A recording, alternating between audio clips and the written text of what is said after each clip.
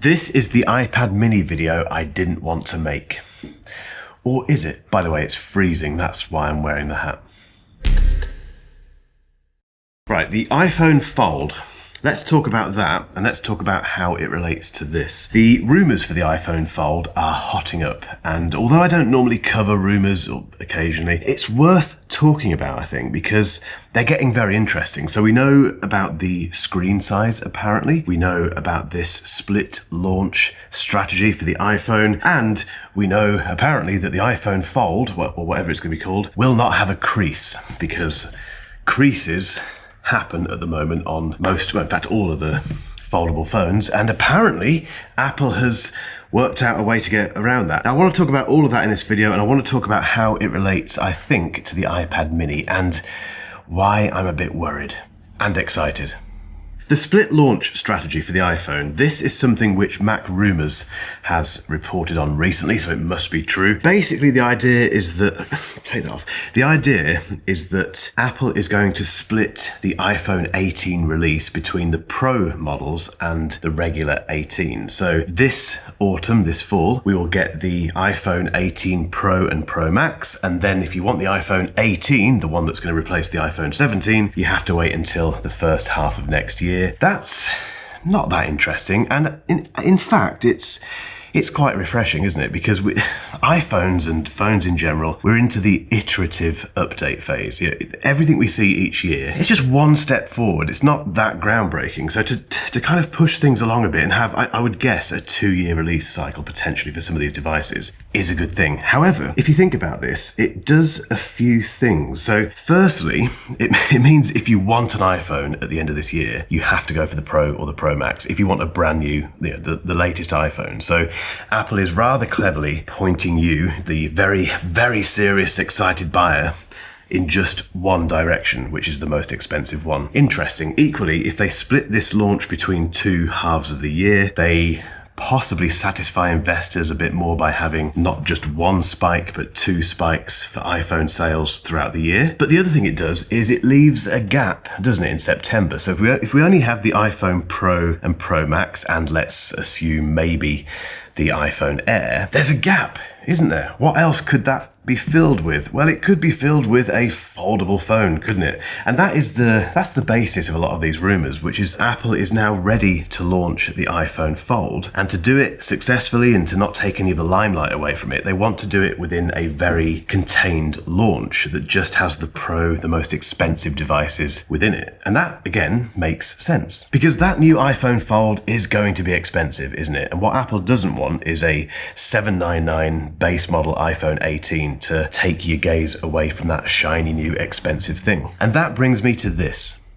According to Tom's guide, so it must be true, on the 16th of January, the iPhone Fold is going to have a 7.8-inch internal display and cost about $2,400 or pounds. It's going to be very expensive, basically, but it is going to have a display that is only 0.5 inches smaller than the iPad mini display, which means why on earth would you ever buy a phone and an iPad mini? Because it's the one device rule, isn't it? We're at a point now where people have got so many things to charge, so many things to worry about, to carry around, to insure, to just think about. The idea of just having one device that can be a phone and then not magically, but then open up to be a tablet. Where does that leave the iPad mini? We're going down the route of it not being here, aren't we? Let's cut to the chase. That's what Before I get there, one thing that the iPhone Fold won't have, presumably, is the option of a Paperlike, which is this week's sponsor. Paperlike does two things. It protects that very expensive iPad screen from scratches and damage and that sort of stuff. It also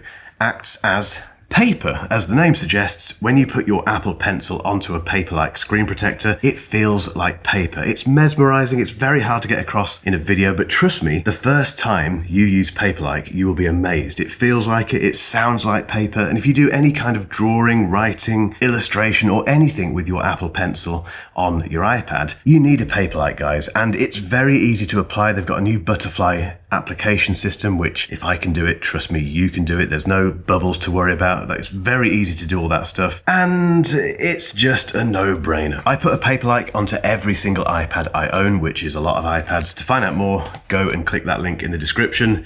And now let's get back to the iPad mini and why I still think there's hope. I've talked a lot about the need for an iPad mini Pro, and a lot of you guys have got in touch in the comments and said, we need that. We need ProMotion, we need Face ID, we need an OLED display, we need a better chip, etc, etc, etc. Why isn't Apple doing that? I think I've worked it out, and I think the reason is that if you think about the iPhone Fold, that will have ProMotion. We can assume it will have Face ID. It will have the latest chip. According to another rumor, that chip is going to be the A20 Pro, which will be a 2nm chip, so brand new, latest tech, all that stuff. It will have all of those Pro features that we don't have in the iPad mini at the moment. And again, it will be one device. So you have your phone, then you open it up, and you have this tablet, this mini tablet with all the Pro stuff. Yes, it's costing quite a lot of money, but you are at least getting a Pro level device. And that brings my thoughts back to the current iPad mini and the idea that Apple might be leaving out certain features like ProMotion and Face ID because they have something else on the way. Good news about that is that if that is the case, the iPhone Fold becomes the Pro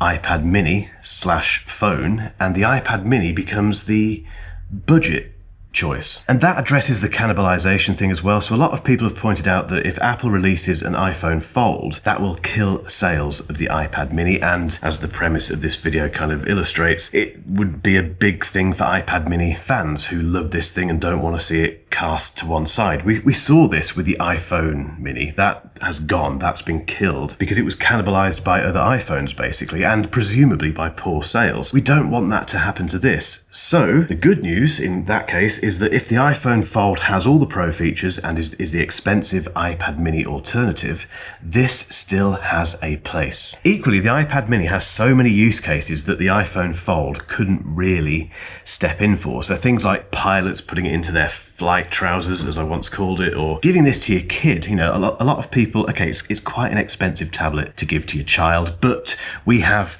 given our son my old iPad mini, and okay, it's kind of falling apart now, but it's been a great hand-me-down basically. People who just want an iPad, they don't care about the Pro features we've talked about, they just want this as it is. I still think that's quite a big market. The big question, and this is where I hand this over to you guys, is which camp you fall in. Do you want this iPhone Fold or whatever it's going to be called, or do you want what we have now? Do you just want the iPad mini made slightly better and the next iPhone or whatever it is? Do you want two devices or one device? Are you excited about an iPhone Fold? I think it's coming. I think it's absolutely going to happen in 2026. I'm torn because I love foldable phones. The Z Fold 7, and yes, we do say Z in this country, the Z Fold 7 is one of the best phones I've ever used. The idea of Apple coming into this market with their own version of a foldable is incredibly exciting, and if I'm being really honest, if I had the choice of